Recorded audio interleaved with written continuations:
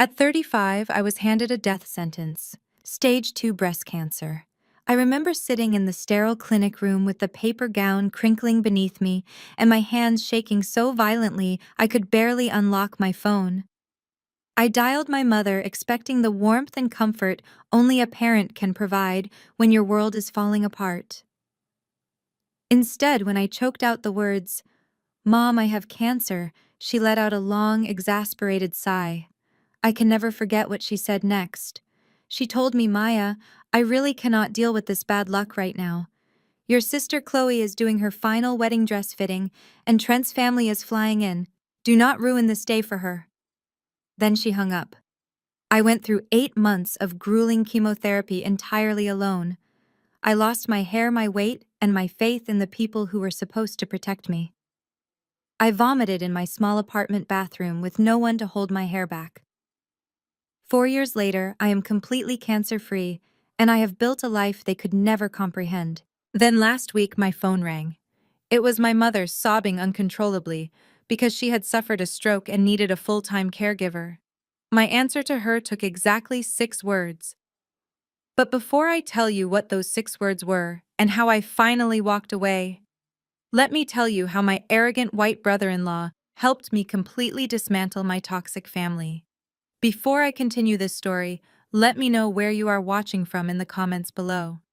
Hit like and subscribe if you have ever had to cut off toxic family members to save your own life. The amber liquid burned the back of my throat as I took a slow sip of aged bourbon. I was sitting on my emerald green velvet sofa, looking out through the floor-to-ceiling windows of my penthouse that offered a panoramic view of the Atlanta skyline. The city lights sparkled below me, a glittering reminder of everything I had built with my own 2 hands. My cybersecurity firm had just closed its most profitable quarter yet, and for the first time in my life, I felt completely untouchable. That peace was shattered when my phone vibrated on the glass coffee table. The screen flashed with a FaceTime request from my father, Deacon Marcus. Seeing his name always brought a familiar knot of tension to my stomach, but tonight I felt different. I tapped the screen and answered. My father did not offer a hello or ask how my day was. He never did. The camera angle was unflattering, pointing up at his stern face and his perfectly trimmed mustache. He was wearing his Sunday suit, despite it being a Tuesday evening, always needing to look the part of the respected church leader. Behind him, I could see the pale green walls of a hospital room. My mother, Mama Evelyn, was lying in the hospital bed with one side of her face visibly drooping. "Maya, pack up your apartment and get over here," my father demanded, his voice booming with the unquestionable authority he used on his congregation. "Your mother had a stroke this morning. The doctors say the left side of her body is paralyzed, and she is going to need round-the-clock care when she is discharged next week. We need you to clear out the basement room at the house and set it up for yourself. You are moving back home to take care of her." I sat perfectly still, swirling the bourbon in my glass. The ice clinked softly against the crystal. He did not ask if I had the time. He did not ask if I was willing. He issued a directive, fully expecting me to drop my entire existence to serve the woman who had abandoned me during my darkest hour. "I am sorry to hear about her stroke," I said, keeping my voice meticulously calm and level. "But I will not be moving into the basement, and I will not be her caregiver. You will need to look into hiring a home health aide or finding a rehabilitation facility." The silence on the other end of the line was deafening. My father stared at the screen as if I had just spoken to him in a foreign language. His face darkened with that familiar rage he reserved specifically for me whenever I stepped out of the tiny, insignificant box he had placed me in. "Excuse me," he barked, his voice rising. "You do not tell me what I need to do. This is your mother, Maya. Family takes care of family. You do not have a husband and you do not have any children tying you down. You just sit around fixing computers all day. You have nothing holding you back from doing your duty." The sheer audacity of his words washed over me, but instead of the usual sting of rejection, I felt absolutely nothing. For my entire life, they had viewed my independence not as an achievement, but as a failure. Because I was not married to a wealthy man like my sister Chloe, my time and my life were considered completely worthless, and therefore entirely at their disposal. Before I could respond, the camera violently jerked to the side. My sister Chloe shoved her face into the frame, practically pushing our father out of the way. Her hair was perfectly styled, and she was wearing a silk designer blouse that probably cost more than some people make in a month. Even in a hospital room, she had to make sure she looked like absolute perfection. "Are you out of your mind, Maya?" she shrieked, her voice dripping with venom. "Mom is lying here paralyzed, and you are being this selfish. You are so ungrateful after everything this family has done for you." I leaned back into the velvet cushions, crossing my legs. "What exactly has this family done for me, Chloe?" I asked softly. She completely ignored the question, launching straight into her practiced victim routine. Fake tears welled up in her eyes as she glared at the camera. "You know Trent and I cannot do it," she cried, referencing her wealthy hedge fund manager husband. "Trent is working 80-hour weeks managing his investments, and I am overwhelmed running our charity foundation. We are building a legacy here in Atlanta. We actually have important responsibilities and a reputation to uphold. You have a ton of free time and no real commitments. You have to move home and do this. It is your job as the single sister to step up." I want to take a moment to reflect on Chloe standing there in the hospital room. She was 36 years old, but still acted like the spoiled teenager who threw tantrums when the spotlight shifted away from her for even a second. Her entire identity was wrapped up in being Trent Sterling's wife.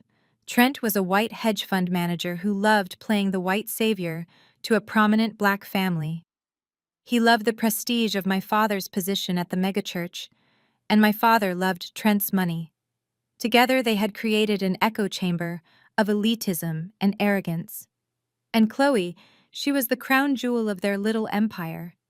She played the part of the wealthy black socialite, perfectly attending galas, hosting brunches, and making sure everyone on Instagram knew how incredibly blessed she was. Meanwhile, I was the dark cloud, the sister who wore hoodies and worked with code, the sister who did not fit the aesthetic.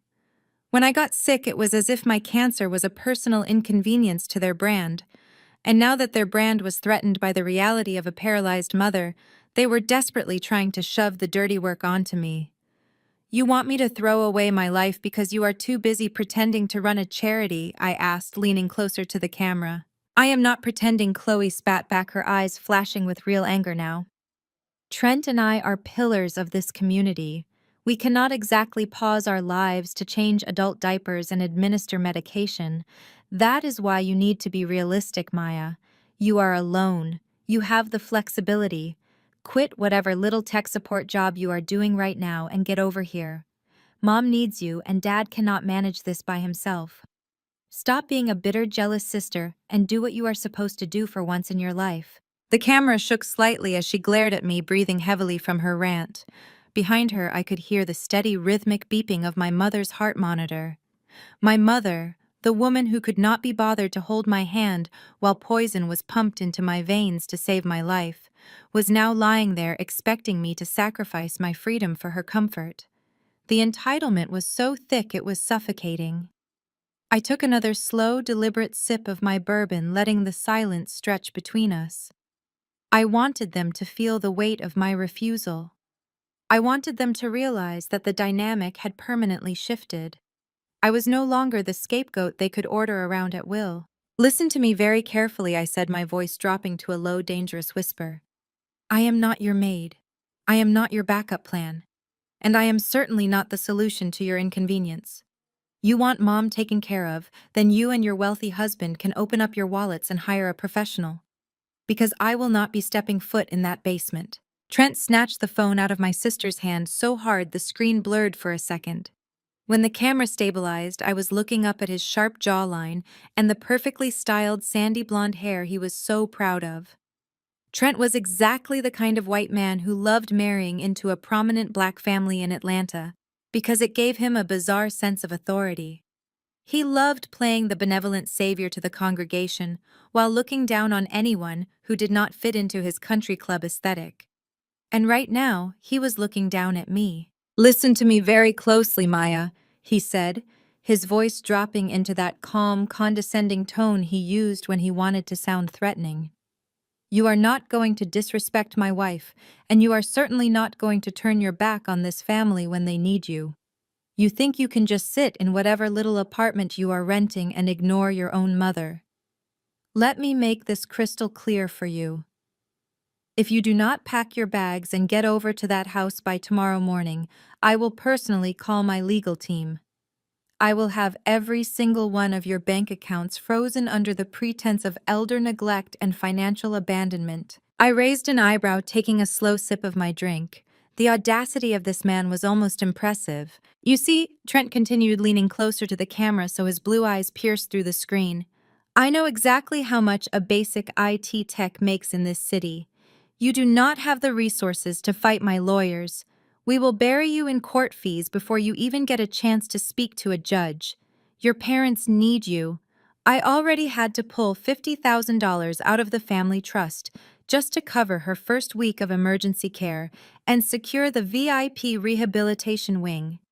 You owe this family your labor to pay that back. We are not asking you, Maya. We are telling you. I kept my face completely impassive, but inside my mind was racing at lightning speed. Trent was a hedge fund manager who constantly bragged about his seven-figure bonuses and his extensive stock portfolio. Chloe flaunted a new Hermes bag every other month on social media. Yet Trent had just admitted to pulling money from my parents' retirement trust to pay a $50,000 medical bill. A truly wealthy man would have just swiped his black card and never mentioned it. He certainly would not have needed to drain the savings of a church deacon and a paralyzed woman. You dipped into my parents' trust fund to pay for the hospital, I asked, keeping my tone perfectly flat. Trent scoffed, adjusting his expensive silk tie. Do not try to change the subject. It is family money, and it was an emergency. The point is that we are taking care of the financial burden while you are doing absolutely nothing. You have 24 hours to get your act together and get to the house. If I do not see you there, I am making the call to my firm. Do not test me. He ended the call before I could say another word. The screen went black, leaving me staring at my own reflection in the darkened glass of my phone. I did not feel fear. I did not feel intimidated by his threats of legal action. I felt a slow burning thrill because Trent Sterling had just handed me the very rope I was going to use to hang him. I stood up from my emerald velvet sofa and walked across the wide expanse of my living room. The motion sensor lights illuminated my path as I headed toward my home office. This was not the setup of a broke IT worker. Behind a reinforced glass door sat a wall of high-end servers and multiple curved monitors that powered my cybersecurity empire. I set my bourbon glass down on the sleek obsidian desk and woke up the screens. My fingers flew across the mechanical keyboard with muscle memory. I tapped my earpiece and dialed my corporate lawyer and private investigator, Jamal. He answered on the second ring despite the late hour. Jamal, I said, my eyes already scanning lines of encrypted data on my main monitor. I need you to pull the property records for my parents' house in Buckhead. I also need a comprehensive background check on Trent Sterling's hedge fund. Every shell company, every offshore account, and every public filing. He just threatened to sue me for elder neglect and claimed he used my parents' trust to pay a medical bill. I need to know exactly how broke my arrogant brother-in-law actually is. Jamal let out a low whistle over the line. Give me 10 minutes, Maya. If he touched their property deeds, I will find it. While Jamal ran the financial traces, I logged into the hospital portal. As the emergency contact listed years ago before my family completely wrote me off, I still had access to my mother's billing records. I pulled up the invoice for her current stay. The total charges for her emergency room admission and the first few days of care amounted to exactly $45,000. I scrolled down to the payment history, expecting to see a transfer from my parents' trust account, just as Trent had claimed. Instead, I found something entirely different. There was a single payment recorded for $500. It was a charge for access to the hospital's premium family lounge and concierge coffee service billed directly to Trent's personal credit card. The remaining $44,500 was completely unpaid. The hospital had already flagged the account for collections. Trent had not paid a single dime toward her actual medical care. He had paid for his own luxury waiting room experience and then lied about draining the family trust to guilt-trip me. Which meant the money from the trust fund was gone, but it definitely did not go to the hospital. My computer chimed with an incoming secure file from Jamal. I opened it, and the truth stared back at me in stark black and white. Trent's supposedly massive hedge fund had been bleeding money for 3 years. He had lost his biggest investors and was essentially running a glorified Ponzi scheme to keep up appearances. But the most damning piece of evidence was the property deed to my parents' house. 3 years ago, Trent had somehow convinced my father to sign over the equity of their fully paid-off home. Trent had taken out a massive secret mortgage against the house, and he had completely defaulted on the payments. The bank was initiating foreclosure proceedings at the end of the month. He was completely broke. He had stolen my parents' retirement. He had mortgaged their home to buy designer clothes for my sister, and now that the money was gone and my mother was paralyzed, he was trying to force me into the house to act as a free nurse before the bank evicted them all. I leaned back in my ergonomic chair, staring at the foreclosure notice on my screen. They were weeks away from losing everything, and they still thought they could treat me like a peasant. I reached out and gently touched the ends of my short-cropped hair. The texture was soft now, thick and healthy, but as my fingers brushed the strands, I was instantly pulled back to a time when my scalp was smooth and scarred. A time when I was 35 years old, vomiting into a plastic bucket in a sterile hospital room while poison dripped into my veins. I remembered the cold sweat, the sheer terror of facing death entirely alone, and the sound of my mother's voice telling me she was too busy picking out floral arrangements to care if I lived or died. They had left me in that chemo ward to rot, and now they expected me to save them. A cold smile spread across my face as I picked up my bourbon glass. They wanted a family reunion. They were going to get a massacre. The memory pulled me back with the force of a physical blow. The air in Dr. Evans' office was freezing cold, smelling of rubbing alcohol and old magazines. I was 35, sitting on a crinkling paper gown, with my hands clamped together so tightly my knuckles were white. The doctor was speaking, but his words sounded like they were coming from underwater. Invasive ductal carcinoma. Stage 2. Aggressive. We need to start chemotherapy immediately. The walls of the room seemed to tilt and spin. I was completely alone. I stumbled out of the clinic with a stack of pamphlets about hair loss and survival rates clutched against my chest. My first instinct was to do what any daughter would do. I pulled out my phone and dialed my mother. I needed her to tell me it was going to be okay. The phone rang 4 times before she finally answered. Background noise flooded the line instantly, women laughing, the clinking of champagne glasses, and someone barking orders about tulle and lace. "Mom!" I whispered, my voice cracking. "I am at the hospital. I just got my biopsy results back. It is cancer. I need you."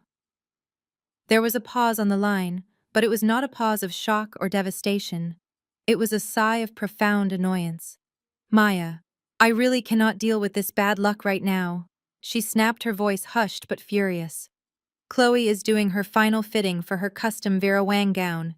Trent's entire family is flying in from Connecticut this weekend. Do not ruin this day for your sister." "Mom, I have cancer." I repeated, a sob finally breaking through my throat. "I am terrified." Her response was a masterclass in emotional cruelty. "Well, crying about it is not going to fix anything. You are a grown woman. Go home, take an aspirin, and we will talk about this after the wedding. Do not call back and upset Chloe." The line went dead. I stood on the pavement outside the oncology center, staring at the black screen of my phone as the reality of my existence in this family finally crystallized. I was not a daughter, I was a disruption. Fast forward 2 weeks later. The fluorescent lights of the chemotherapy ward buzzed above my head like angry hornets. A thick needle was taped to the back of my trembling hand, delivering a toxic cocktail of chemicals designed to kill the disease before it killed me. The nausea was already crawling up my throat, but my immediate panic was financial. The hospital required a $20,000 deposit for the first phase of my treatment plan. I had exactly $22,000 saved up from my early days doing freelance IT work. I had kept the money in a joint savings account I opened with my mother back when I was in college, trusting her to hold onto the emergency fund for me. I pulled my laptop onto my lap, navigating to the banking portal with one good hand to transfer the funds to the hospital.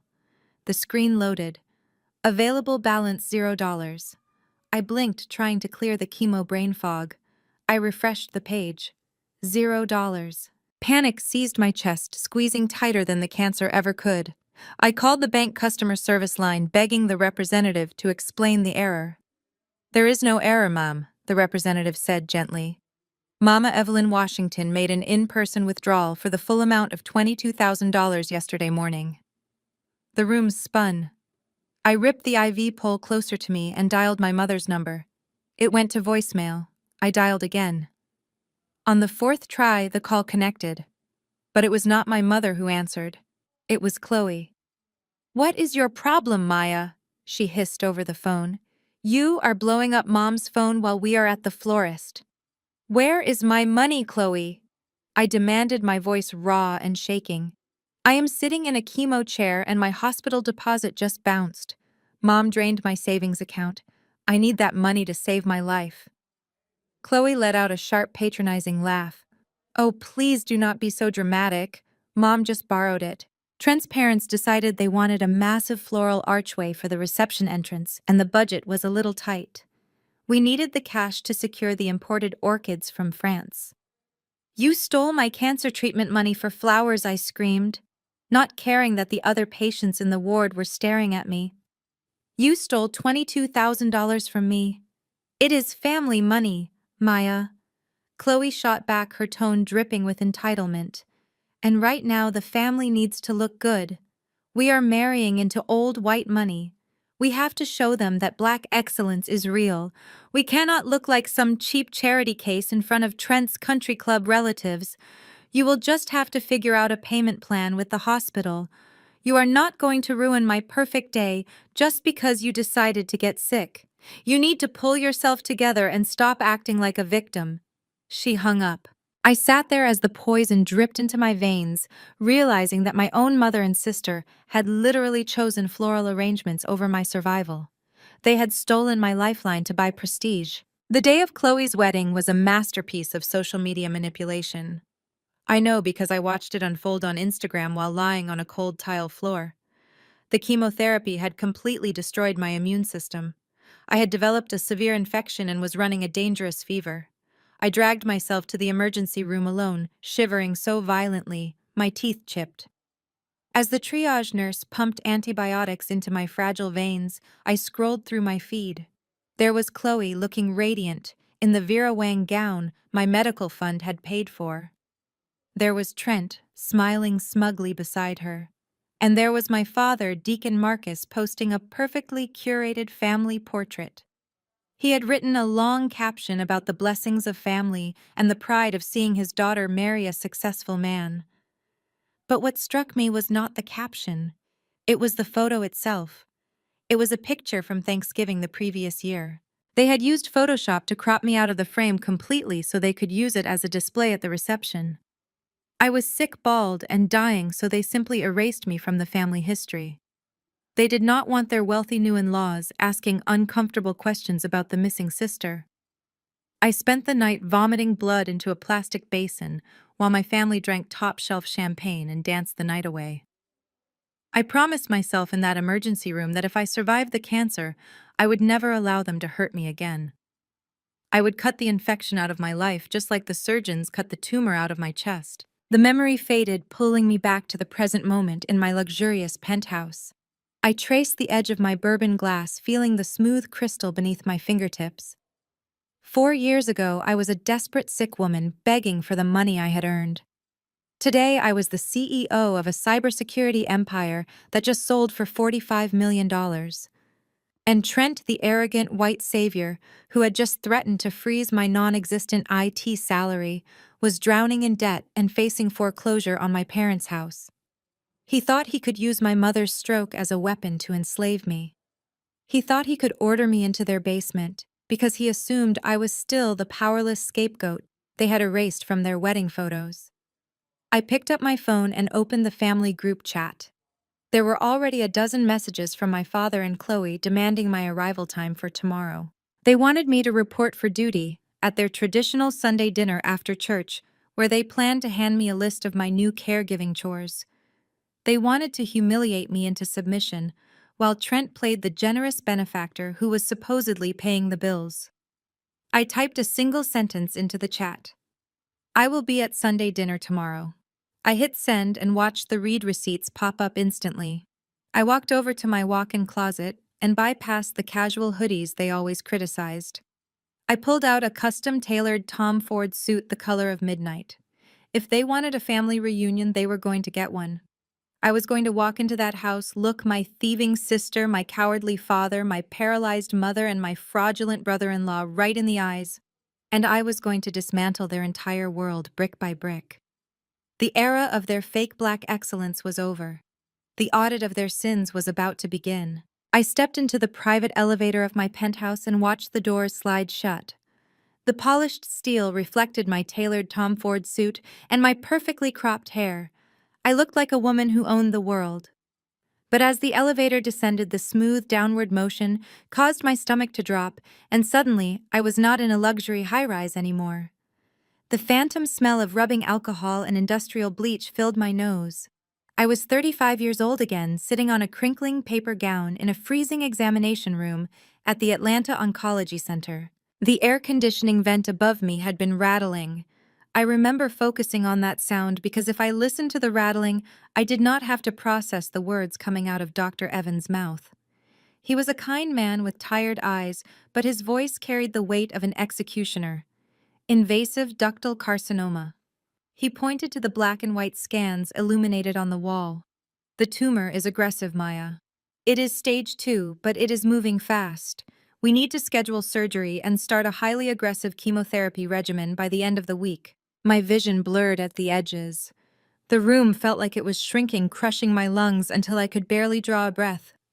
I had walked into that clinic on my lunch break expecting to be told that the lump I found was just a benign cyst.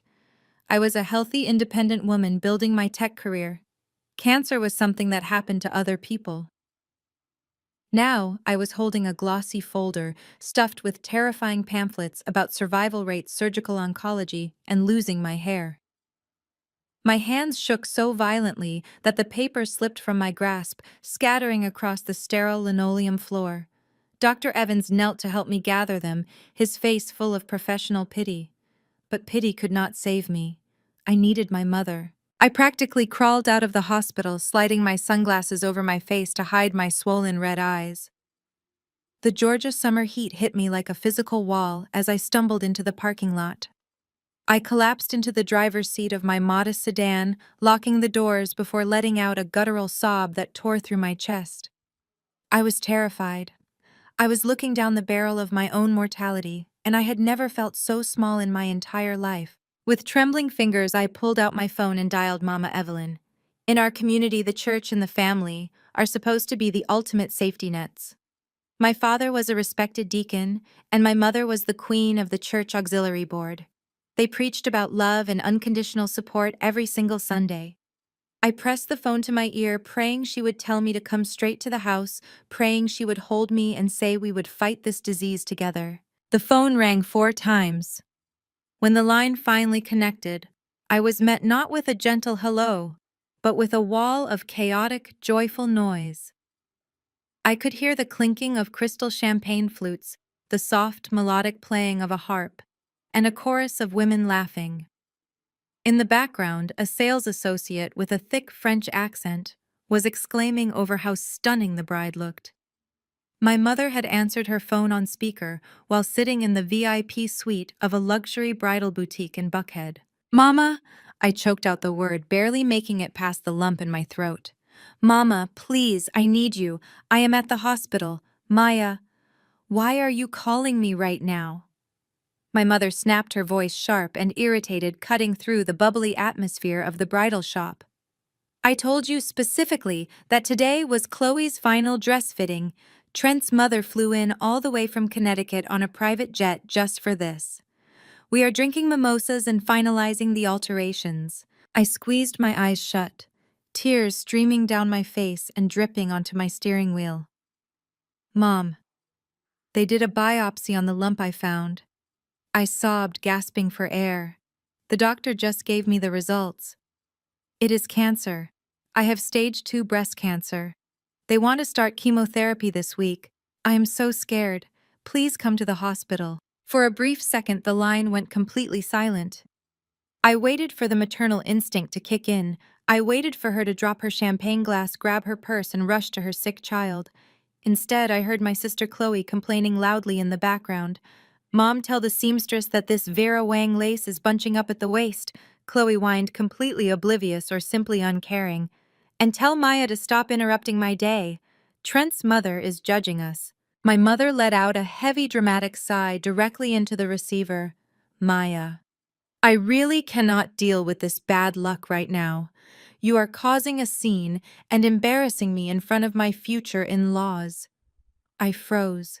The sheer cruelty of her words hit me like a physical blow, paralyzing my vocal cords. Bad luck. She called my death sentence bad luck. Look, my mother continued, her tone brisk and entirely devoid of empathy. You are a grown woman. Go home, take some aspirin, and calm down. We can talk about this next week after the wedding planning is finished. Chloe is about to marry a very important man, and we cannot have your negative energy ruining her perfect day. Do not call back and ruin this for your sister. Before I could even formulate a response to beg her not to leave me alone, the line went dead. She had hung up. I lowered the phone from my ear, staring at the screen until it went black. The sweltering heat of the car wrapped around me, but I felt colder than I had in my entire life. I was completely abandoned. My mother had actively chosen the aesthetics of a white wedding dress and the approval of a wealthy white family over the life of her own flesh and blood. In that suffocating parking lot, I realized the horrifying truth about my family. They were completely consumed by the illusion of status. Chloe marrying Trent Sterling, a wealthy white hedge fund manager, was their ultimate trophy. It was their golden ticket to the elite circles of Atlanta society. My cancer was not a tragedy to them. It was a poorly timed inconvenience that threatened to cast a shadow on their pristine public image. I did not start my car right away. I sat there for a full hour watching other patients walk in and out of the oncology center, accompanied by spouses, parents, and friends. I watched husbands hold their wives' hands. I watched mothers wrap their arms around their sick daughters. And I made a vow to myself right then and there. I would fight this disease with every ounce of strength I had in my body. I would endure the nausea, the hair loss, the burning pain in my veins, and the soul-crushing isolation. But when I came out on the other side, I would never look at my family the same way again. They had drawn the battle lines clearly. They chose prestige. I chose survival. The elevator chimed, bringing me abruptly back to the present moment. The doors slid open to the ground floor of my building where my driver was waiting beside my idling Maybach. The memories of that day 4 years ago no longer brought me pain. They brought me absolute clarity. I slid into the back seat of the luxury vehicle, smoothing the sharp lines of my designer suit. My phone buzzed in my pocket with a text message from my father. It was a reminder about Sunday dinner at their house, expecting me to show up and submissively accept my new role as my mother's unpaid nurse. I smiled, a cold, calculated smile that did not reach my eyes. My mother was now paralyzed and desperate for the very care she had so heartlessly denied me. Trent, the arrogant white savior they had worshipped, was actually drowning in debt and facing the foreclosure of the very house they were inviting me to. I had survived the poison of chemotherapy, but my family was about to find out that I was the cure to their delusion. I looked out the tinted window as my car pulled away from the curb, heading straight toward my parents' suburban mansion. I was ready to serve them the exact same mercy they had shown me on the day they left me to die. None at all. The thick needle was taped securely to the back of my trembling hand, delivering a toxic cocktail of chemicals designed to kill the disease before it killed me. The fluorescent lights of the oncology ward buzzed above my head like a swarm of angry hornets. I was entirely alone. There was no mother holding my other hand, no sister bringing me magazines, no father praying over my chair. It was just me, the steady drip of the IV bag, and the bone-deep chill of the medicine crawling up my arm. The physical pain was excruciating, but the immediate panic clawing at my throat was strictly financial. The hospital billing coordinator had visited my chair 10 minutes earlier with a sympathetic smile and a clipboard. My aggressive treatment plan required an immediate deposit of $20,000. I was not worried at first. I had spent my entire 20s working grueling hours doing freelance IT work and building custom servers. I had scraped together exactly $22,000. I kept it in a joint savings account that my mother had insisted we open together back when I was in college. She had always told me it was my emergency fund, and she was just on the account to help me manage it. If stage 2 breast cancer was not an emergency, I did not know what was. I pulled my laptop out of my bag, resting it awkwardly on my lap to avoid pulling the IV line. I navigated to the banking portal, typing in my credentials with my one good hand. I intended to wire the funds directly to the hospital billing department and secure my treatment schedule. The page loaded. I blinked, trying to clear the heavy fog. The chemotherapy was already settling over my brain. I refreshed the browser. I closed it and logged back in. Available balance $0. My heart slammed against my ribs. A cold sweat broke out across my forehead that had nothing to do with the cancer drugs. I fumbled for my phone and dialed the bank customer service line, begging the representative to explain the glitch. The woman on the other end put me on a brief hold. When she came back, her voice was gentle but absolute. "There is no error, ma'am.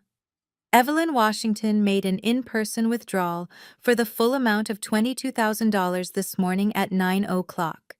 The account was emptied and closed." The room started to spin. The walls of the chemo ward felt like they were closing in, crushing the breath out of my lungs. I ripped my phone away from my ear and immediately dialed my mother's number. It went straight to voicemail. I dialed again, my hands shaking so badly, I dropped the phone on the sterile linoleum floor. I picked it up and dialed a third time. Finally, the call connected. But it was not my mother who answered. "What is your problem, Maya?" Chloe hissed into the receiver.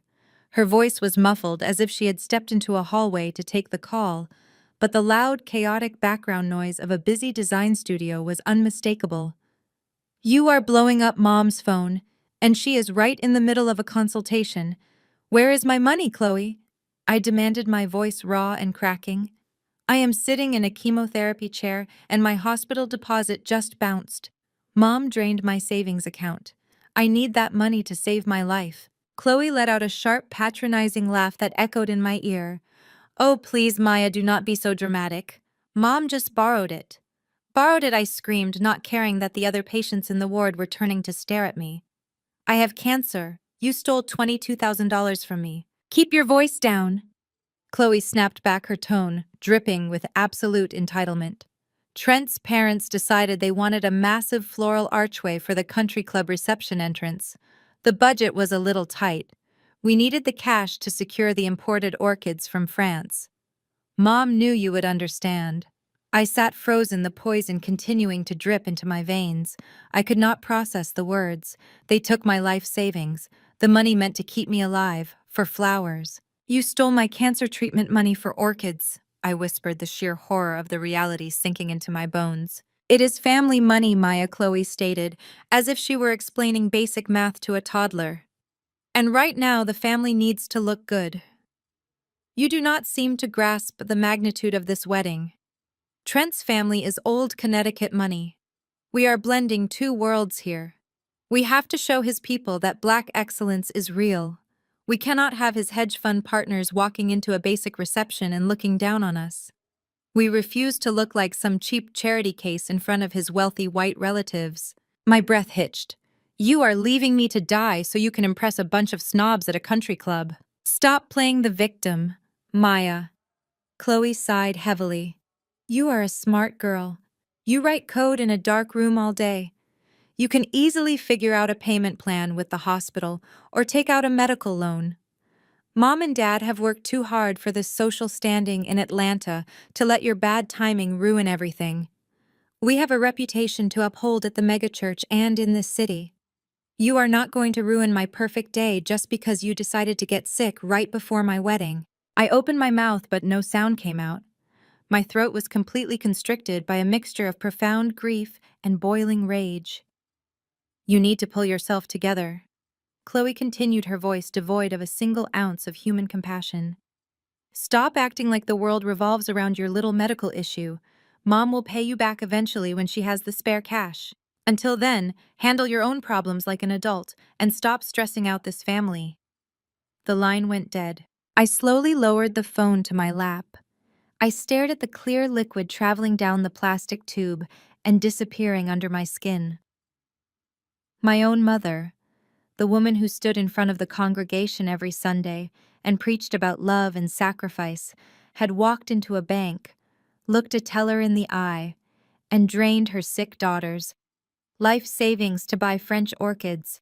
My sister had justified it because maintaining the illusion of wealth for her arrogant white fiancé was more important than my survival. I did not cry.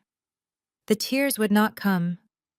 Instead, a terrifying, absolute calm washed over me. In that freezing oncology ward tethered to a machine, I realized that my family had already buried me. They had written me off as a casualty, a minor inconvenience on their climb to the top of Atlanta's elite social ladder. They chose the floral arrangements over my pulse. They chose Trent Sterling's approval over my future. I leaned my head back against the vinyl medical chair and looked up at the harsh fluorescent ceiling. They thought I was just a quiet, obedient IT worker who would take out a loan, suffer in silence, and fade away so they could shine. They had no idea who they had just created. The day of the wedding arrived with a cruel irony. While my sister was stepping into her custom Vera Wang gown, I was collapsing onto the bathroom floor of my apartment. The chemotherapy had completely wiped out my immune system. A neutropenic fever hit me like a freight train. My temperature spiked to 104 degrees. I could not stand. I could barely breathe. I dragged myself to the front door and managed to unlock it for the paramedics before my vision went completely black. I woke up in the intensive care unit, surrounded by the frantic beeping of heart monitors and the sterile smell of bleach. A nurse was adjusting a tangled web of IV lines taped to my arms. When I tried to speak, the taste of copper and dry blood coated my tongue. The nurse leaned over with a sympathetic smile, telling me I had slipped into a brief coma. My body had gone into septic shock. She gently wiped my forehead with a damp cloth and told me I was incredibly lucky to be alive. Then she asked the question that shattered whatever tiny fragment of hope I had left. She asked if there was anyone they should call because my emergency contacts had sent every single hospital notification straight to voicemail. I shook my head, unable to form the words. I asked for my phone. My hands trembled as I unlocked the screen. I expected to see at least one missed call from my mother or my father. Just one text message asking if I was alive. There was absolutely nothing. My notifications were entirely empty of their concern, but my social media feed was overflowing with their celebration. I lay in that stiff hospital bed fighting for every breath while I watched my family put on the performance of a lifetime. The screen of my phone illuminated a reality that felt like a psychological horror movie. There was Chloe dripping in diamonds and silk gliding across a custom monogrammed dance floor. There was Trent looking like the smug, wealthy savior surrounded by his old money relatives from Connecticut. And right there at the entrance of the grand ballroom stood the massive archway of imported French orchids. The orchids my mother had purchased with the $22,000 she stole from my cancer fund. The flowers were flawless and vibrant, literally bought with my blood and my survival. I kept scrolling, my thumb numb and heavy. I clicked on my father's profile. Deacon Marcus had uploaded a massive photo album titled The Perfect Union of Two Legacies. He wrote paragraphs about the blessing of family, about Black excellence merging with generational wealth, and about how proud he was to present his flawless family to the world. But it was the main profile picture that made my heart physically ache. It was a professional family portrait taken the previous Thanksgiving, before I had lost my hair to the chemo. In the original photo, I was standing right next to Chloe. In the photo my father posted, I was completely gone. He had hired someone to digitally crop me out of the picture. They erased my body, smoothed over the background, and brought Trent into the frame so it looked like a perfect family of four: mother, father, daughter, and wealthy white son-in-law. They did not want Trent's country club relatives asking uncomfortable questions about the sick bald sister who was not at the reception. They did not want my cancer staining their pristine aesthetic. Instead of explaining my absence, they just erased my entire existence. They deleted me from the family history, just to keep up appearances for a room full of arrogant strangers. I stared at the manipulated photo until the screen timed out and went dark. I did not cry. The betrayal was so profound, so meticulously executed, that it burned away any remaining grief. I lay alone in the intensive care unit, listening to the rhythmic pumping of the machines keeping me alive. In that cold, sterile room, I finally understood the rules of engagement. My family had evaluated my life and decided I was a liability. They traded my heartbeat for a high society status symbol. The blinding white lights of the hospital ceiling slowly faded away as the memory dissolved. The smooth hum of my penthouse air conditioning brought me back to the present moment. I was standing in front of the floor-to-ceiling windows looking out over the sprawling lights of Atlanta. I took a slow, deep breath, letting the crisp, cool air fill my perfectly healthy lungs. I ran my hands down the lapels of my midnight blue Tom Ford suit. The fabric was sharp, expensive, and tailored to perfection. I picked up my crystal bourbon glass from the obsidian desk and took one final sip. The liquor burned a pleasant trail down my throat, matching the heat of the anticipation building in my chest.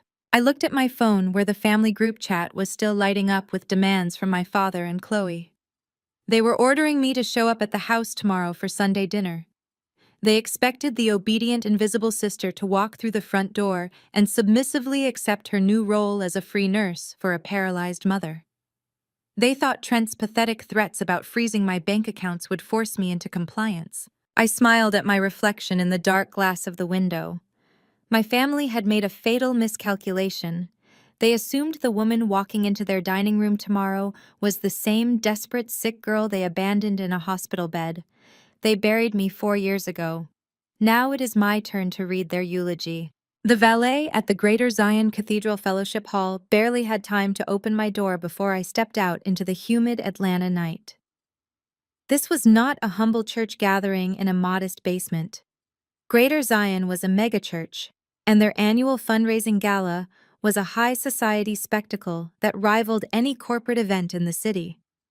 Valets parked rows of Mercedes and Range Rovers, while professional photographers snapped pictures of the congregants on a red carpet.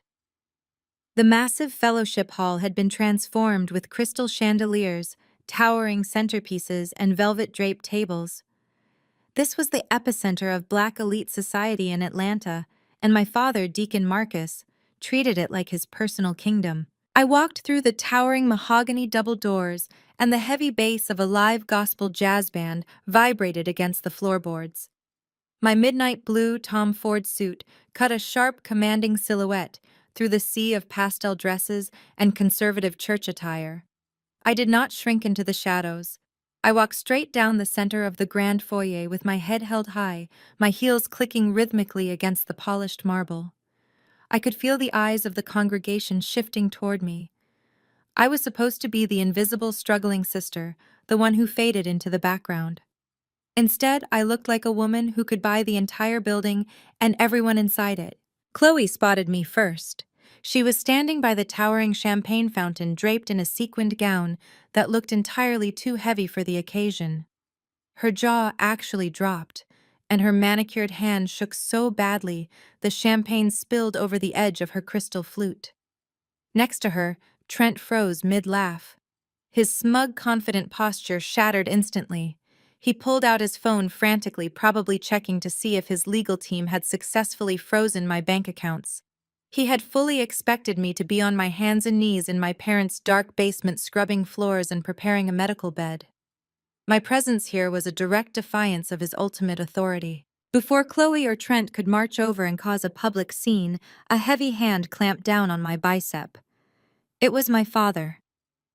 Deacon Marcus wore a perfectly tailored charcoal suit and a smile so intensely fake it looked painful.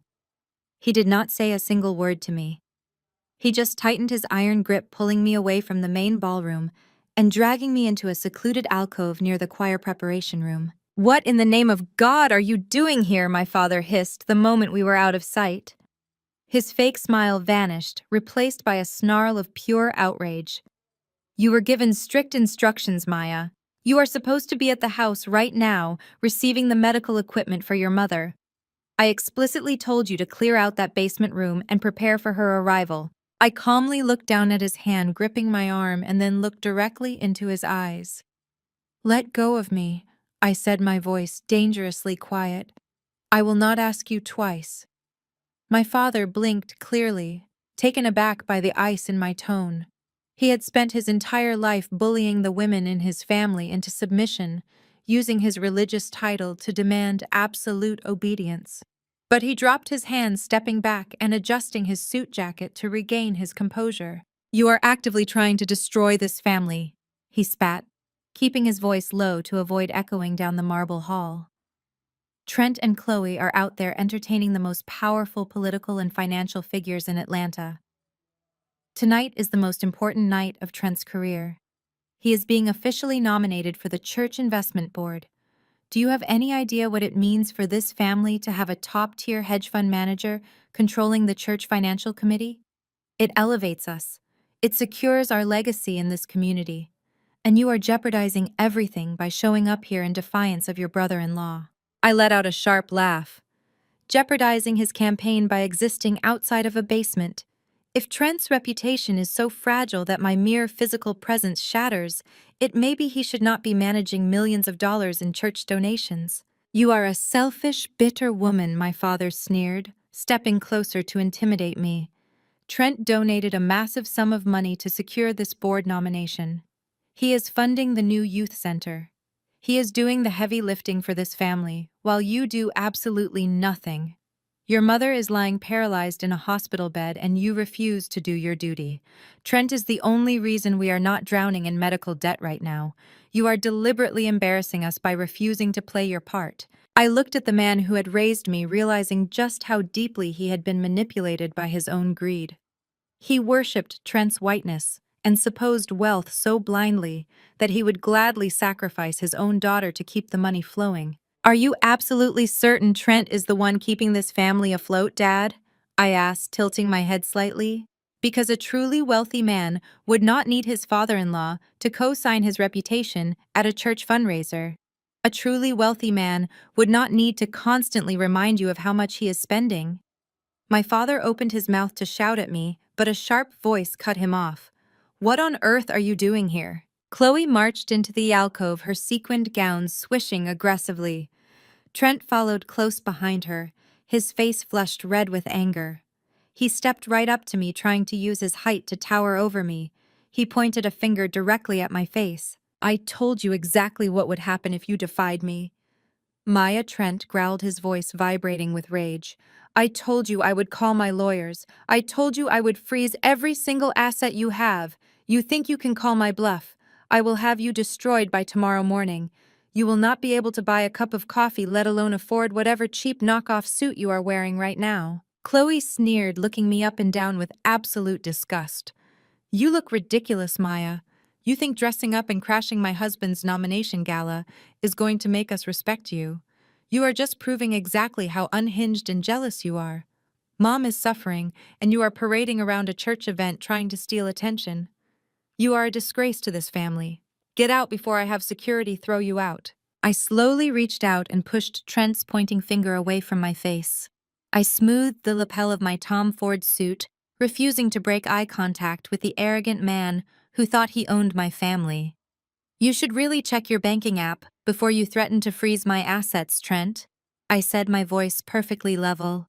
You might find that your own legal team is a little too busy dealing with your collapsing hedge fund to care about my bank accounts. Trent's eyes widened for a fraction of a second. A flash of pure, unfiltered panic crossed his face before he quickly masked it with outrage. "What are you talking about, you crazy woman?" he sputtered. Before he could finish his sentence, the heavy double doors of the ballroom swung open. A prominent church elder poked his head into the alcove. "Deacon Marcus Trent, it is time. The pastor is ready to announce the nominees for the investment board. They need you both on stage right now." My father immediately plastered his fake smile back onto his face. "We will be right there," he called out to the elder. He turned back to me, his eyes flashing with a final warning. "You will stand in the back. You will keep your mouth shut. And when this gala is over, you are going home to apologize to your mother." "Come on, Trent." Trent glared at me one last time, adjusting his tie with shaking hands, before following my father out of the alcove. Chloe bumped her shoulder hard against mine as she walked past. "You are going to pay for this, Maya," she whispered venomously. "I am going to make sure you have absolutely nothing left." I watched them march back into the ballroom to play their perfect roles. They were so desperate to maintain their illusion of superiority that they were marching straight into a financial slaughterhouse. I checked my phone. My lawyer Jamal had just sent a confirmation text. The financial audit of Trent's hedge fund and the church donation records was complete. I slipped my phone back into my pocket and followed them into the grand ballroom. I was not going to stand in the back. I was going to secure a front row seat to their destruction. I followed them into the grand ballroom, taking a seat at a table near the front. The sheer scale of the Greater Zion Cathedral fundraising gala was designed to overwhelm the senses. Crystal chandeliers cast a warm golden light over hundreds of guests dressed in their finest evening wear.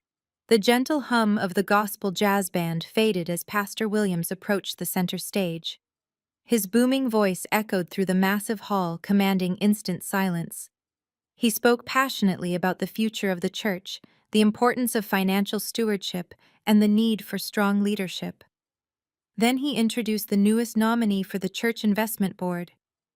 He called Trent a visionary, a dedicated family man, and a true blessing to their congregation. Trent walked up the carpeted steps to the podium with a practiced look of deep humility. He adjusted the microphone and gazed out over the sea of faces.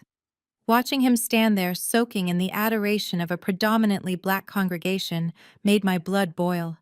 He played the role of the benevolent savior flawlessly. He knew exactly how to use his privilege and his supposed wealth to buy their trust. He leaned into the microphone and began his speech with a heavy theatrical sigh. "My brothers and sisters," Trent said, his voice dripping with fake emotion, "this has been a trying season for my family. As many of you know, my mother-in-law, Mama Evelyn, suffered a severe stroke just a few days ago." A collective gasp of sympathy rippled through the ballroom. People murmured prayers and shook their heads in sorrow. Trent paused, perfectly timing his silence to let the drama settle over the crowd. "It is during these moments of profound tragedy that you see the true fabric of a family." Trent continued. "Sickness has a way of stripping away all pretenses. It reveals who is willing to stand up and who is willing to run away. When an elderly parent falls ill, you expect their own flesh and blood to rush to their side. You expect their children to drop everything and care for the woman who gave them life. But sadly, that is not always the reality. Sometimes the burden is simply too heavy for selfish shoulders to bear. Sometimes children turn their backs on their own mother when she needs them the most." The atmosphere in the room shifted instantly. The sympathetic murmurs turned into sharp, judgmental whispers. Heads began to turn in my direction. My father had clearly been laying the groundwork for this public shaming. He and Chloe must have spent the entire week telling the church elders that I had abandoned my paralyzed mother. Trent was weaponizing my refusal to be their free maid, and he was doing it on a stage with a microphone. "But God calls us to step into the gap," Trent declared, his voice rising with righteous indignation. "When others walk away, we are called to serve. Chloe and I refuse to let Mama Evelyn suffer. We refuse to let Deacon Marcus carry this heavy cross alone. We are taking on the financial and physical weight that others cowardly refuse to carry. Because that is what true family does. We protect our own. Chloe was sitting at the VIP table right next to the stage. She pulled a lace handkerchief from her purse and dabbed at her eyes, putting on an Oscar-worthy performance of a heartbroken but resilient daughter. My father reached over and patted her hand, looking up at Trent with absolute reverence. It was sickening. They were using my mother's stroke as a prop to elevate their own social standing. Trent was not finished. He reached into the inner pocket of his tailored suit jacket and pulled out a folded piece of paper. He held it up for the entire room to see. To honor my mother-in-law and to demonstrate our unwavering commitment to the future of this community, Chloe and I are making a pledge tonight, Trent announced, his voice echoing powerfully through the sound system. We are donating $100,000 to the Greater Zion Youth Center Fund. The ballroom erupted. Hundreds of people leaped to their feet in a standing ovation. The applause was deafening. Pastor Williams rushed back onto the stage to shake Trent's hand, vigorously praising God for his generosity. Chloe stood up and blew kisses to the crowd, acting like royalty receiving tribute from her subjects. I remained seated. I did not clap. I did not look away. The world around me felt distorted and warped, as if I was watching a psychological thriller unfold in real time. The glaring stage lights bounced off Trent's perfectly white teeth as he smiled for the event photographers. The sheer narcissism radiating from him was suffocating. He genuinely believed he was untouchable. He believed he had just publicly humiliated me and cemented his power over the church finances in one swift move. Women at the tables next to mine were openly glaring at me. I could hear their harsh whispers cutting through the applause. They called me ungrateful. They whispered about the prodigal daughter who abandoned her sick mother while the good white son-in-law stepped up to save the day. They looked at me with absolute disgust. I picked up my glass of sparkling water and took a slow, refreshing sip. Let them stare. Let them whisper. Let Trent soak in the roaring applause of a room full of people he was actively robbing. The performance was flawless, but the reality behind it was a rotting corpse. Trent did not have $100,000. Trent did not even have $100 to his name. I knew for a fact that the piece of paper he was holding up was entirely worthless. He was standing on a stage preaching about family and sacrifice while secretly mortgaging the home of the very people applauding him. He was a parasite feeding on their trust. The standing ovation slowly died down as guests returned to their seats, wiping away tears of joy. Trent walked back down the stairs and took his seat next to Chloe, puffing his chest out with arrogant pride. My father leaned over and patted Trent on the back, looking at him as if he were the second coming of Christ himself. I set my glass down on the crisp white tablecloth. The time for observation was over. Trent had played his hand. He had set the stage, gathered the audience, and delivered his lines. Now it was my turn to flip the script. I adjusted the cuffs of my suit jacket and prepared to give this congregation a financial revelation they would never forget. I stepped out from behind my table and my heels sank slightly into the thick carpet before striking the hardwood aisle leading to the stage. The thunderous applause was still echoing off the vaulted ceilings of the Greater Zion Cathedral Fellowship Hall. Every face was turned toward the podium, glowing with admiration for the white savior who had just promised them the world. I moved with a singular, unbreakable focus. My midnight blue Tom Ford suit felt like armor. As I closed the distance, the peripheral noise faded. I kept my eyes locked on Trent. His smug, triumphant smile began to falter the second he registered my approach. I climbed the short staircase to the stage. Pastor Williams was still clapping, a wide, joyful smile stretching across his face. He noticed me, and his hands slowed confusion, wrinkling his forehead. Trent saw me coming and instinctively shifted his weight, trying to block the podium with his broad shoulders. He leaned in, his voice a panicked hiss meant only for my ears. He told me to get off the stage right now and that I was making a fool of myself. I did not blink. I did not flinch. I simply reached past him and firmly grasped the cold metal of the microphone stand. With one swift, undeniable motion, I pulled the microphone from its cradle. The feedback whined sharply through the massive speakers, a piercing squeal that instantly killed the remaining applause. Hundreds of heads snapped in my direction. The ballroom plunged into a heavy, suffocating silence. Down at the VIP table, Chloe jumped to her feet. The fake tears of a grieving daughter had vanished, replaced by sheer, unadulterated panic. My father, Deacon Marcus, half rose from his chair, his hand reaching out as if he could somehow pull me back down through sheer force of will. I looked out over the sea of congregants, letting the silence stretch just long enough to ensure every single person in that room was hanging on my next breath. My brother-in-law is incredibly generous. I began, my voice ringing clear and steady through the cavernous hall. It takes a special kind of man to stand before a congregation of his peers, invoke the name of the Lord, and promise $100,000 to build a youth center. It is a beautiful gesture.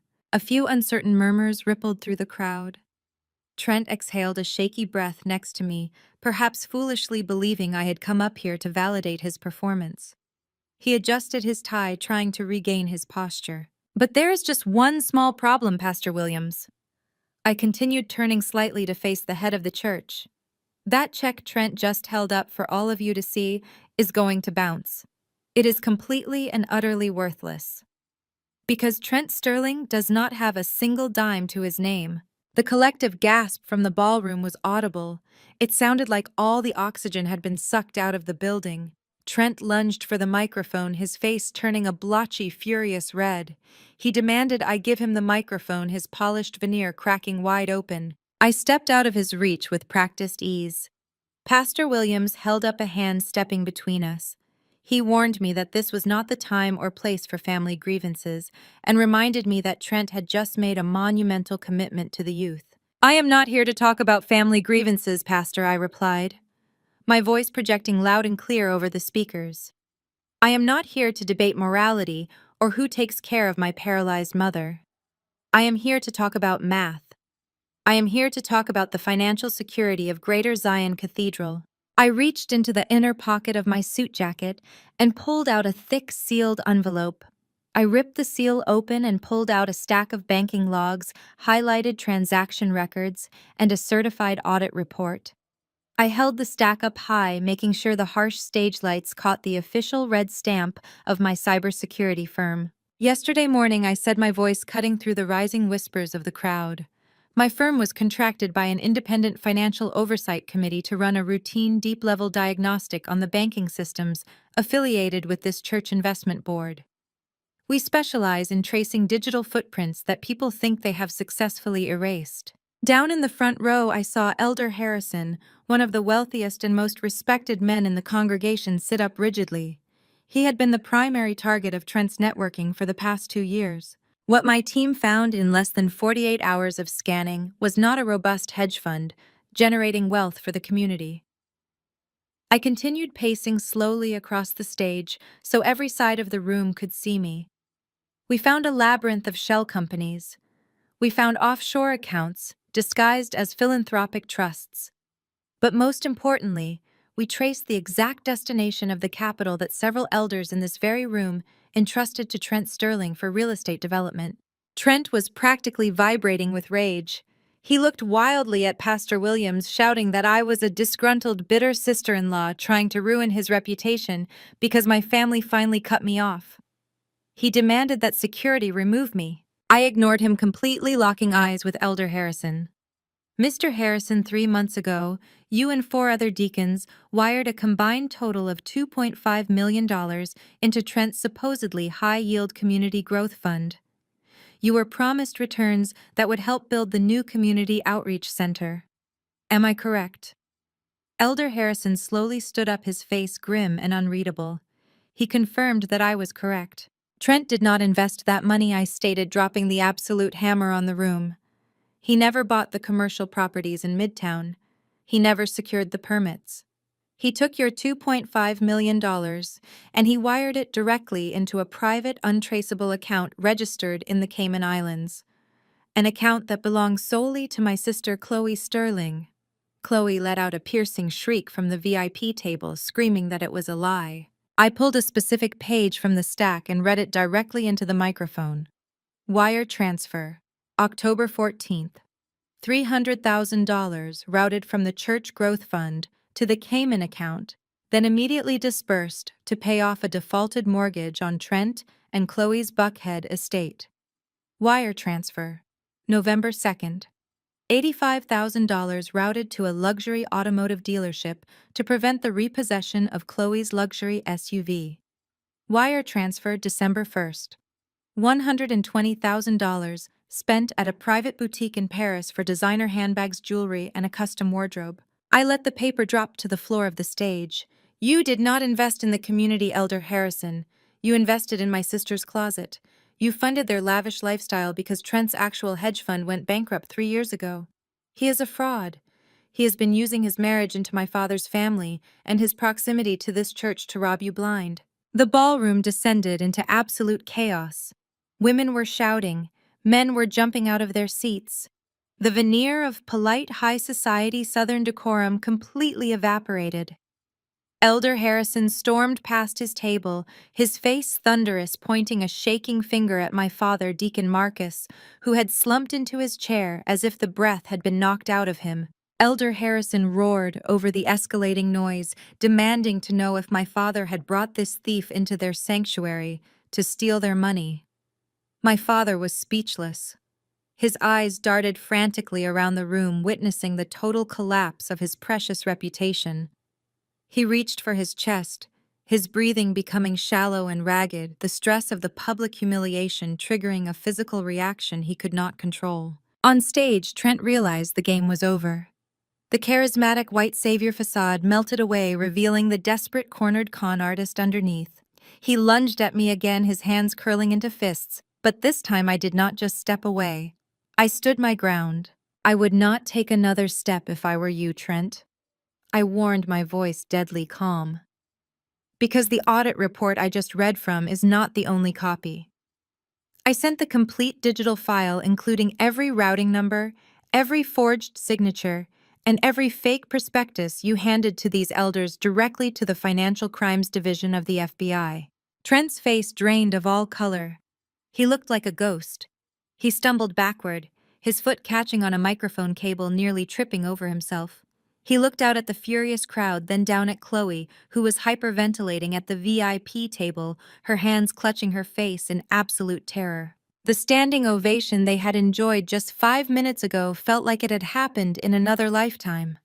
Now the only sounds filling the grand ballroom were the shouts of outraged investors, the panicked cries of my sister, and the heavy, undeniable weight of the truth.